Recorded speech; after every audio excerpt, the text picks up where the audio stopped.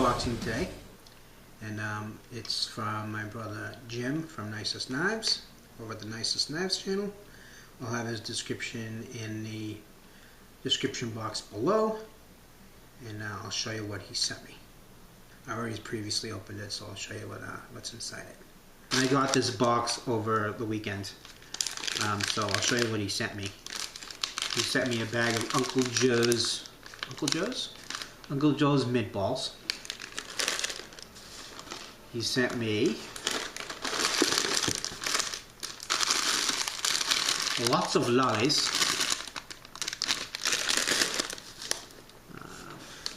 I'll show you these two things in a second because they're different. They're handy. He sent me a package of refreshers.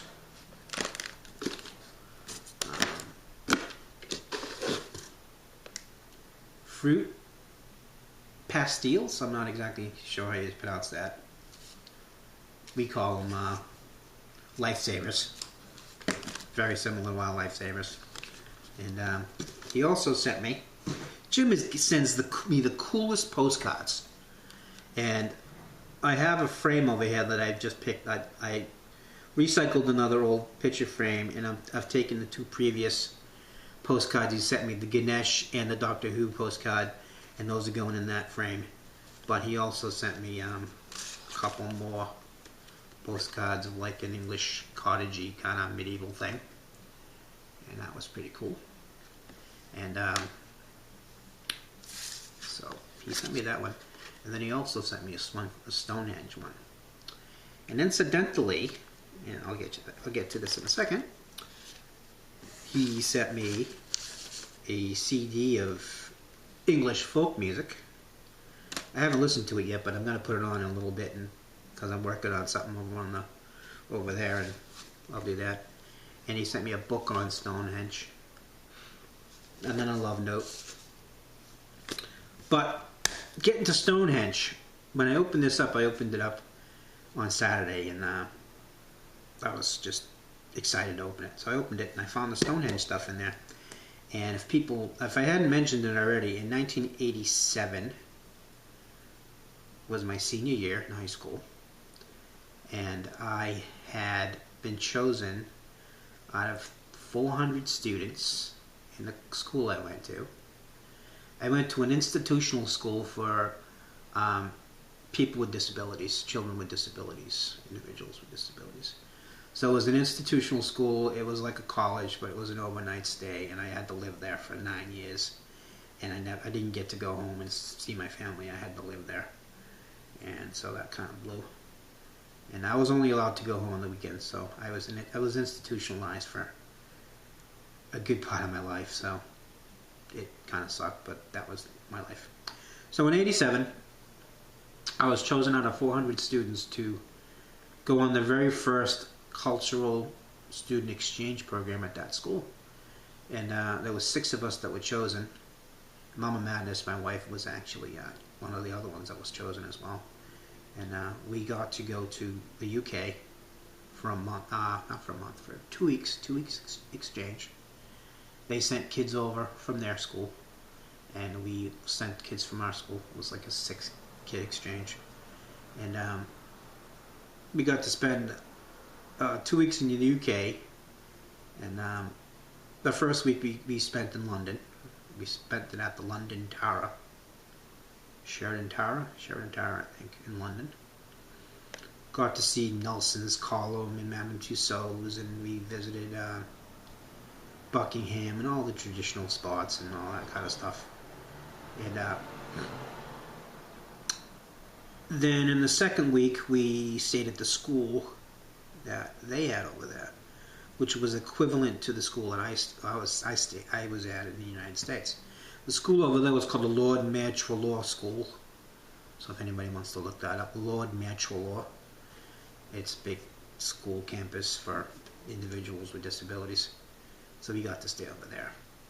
So during that second week, we got to go to Stonehenge one day, and I was so stoked to go to Stonehenge.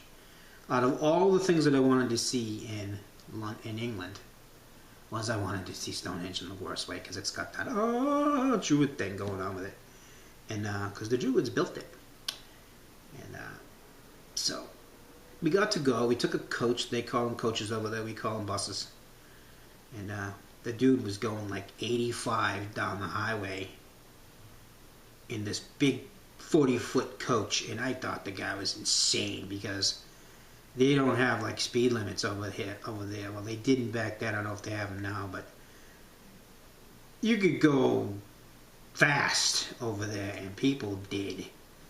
You know, we over here go, I think that our speed limit now is 65, but I don't even think they have one. So this guy was going 85, 90 miles an hour in a 40-foot bus, cruising down the highway, and I'm like, oh, we're gonna die. And yeah, we made it there, and we went to Stonehenge. And the Stonehenge today, you can no longer go into Stonehenge. It's cordoned off. You can't go in there anymore. And you can view it outside the cordoned off area. It's like I think they got chains around it or something, like a chain rope thing deal. And you can't go beyond that. You can just view it, but you can't go in and touch the rocks and stuff anymore. But, and I might be a little bit of a scumbag for doing this, but hey, I had to. So the reason why they cordoned off Stonehenge was because when they had it open to the public, people would go in there, and they were actually taking tools and they were chipping pieces of the rock of Stonehenge off and taking them as souvenirs, which they had to stop because there wouldn't be any Stonehenge because people was chipping pieces of the Stonehenge off. So they blocked it off and they stopped letting people in because of that reason. But it just so happened the people, the rangers or whatever you want to call them, the overseers of Stonehenge, actually opened up the rope part thing and let us into Stonehenge to touch it and check it out. So I was in there, and again, I might be a little bit of a scumbag for doing this, but I had to. I actually didn't take a tool and rip a piece of Stonehenge off, but there was a tiny piece of the Stonehenge that was falling off of Stonehenge. Like it was like this little fragment that was about to fall off and hit the ground. And it was loose and everything, so when no one was looking, I snatched it and took it. And okay, yeah, oh, you're a bad man, but I had to. It was right there.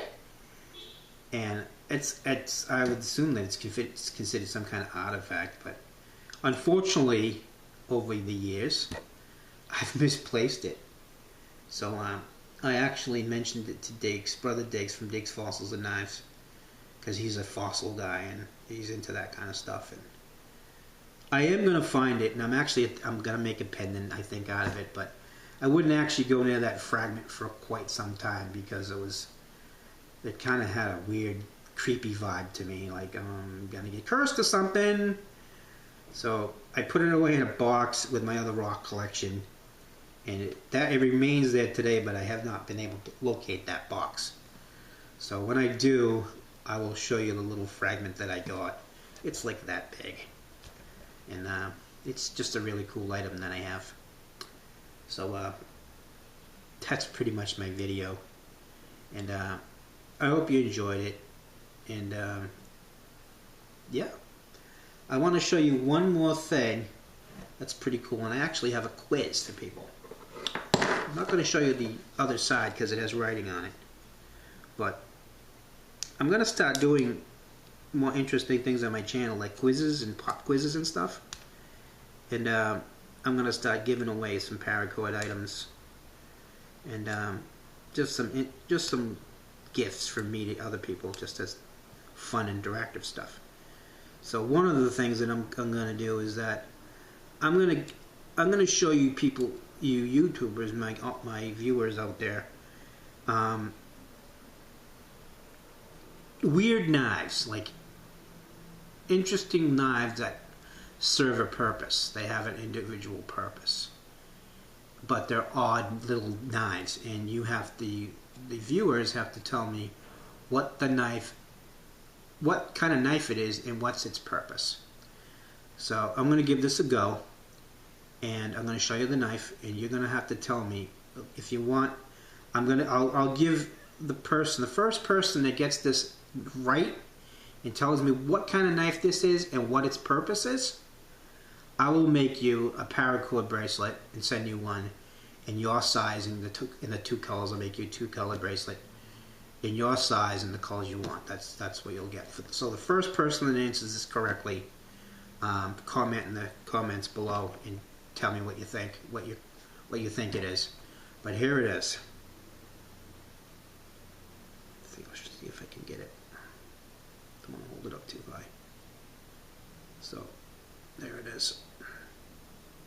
Tell me what kind of knife this is and what its purpose is. The first person that answers it correctly, I'll send you a paracord bracelet. I'll make you one in your size and in your 2 colors.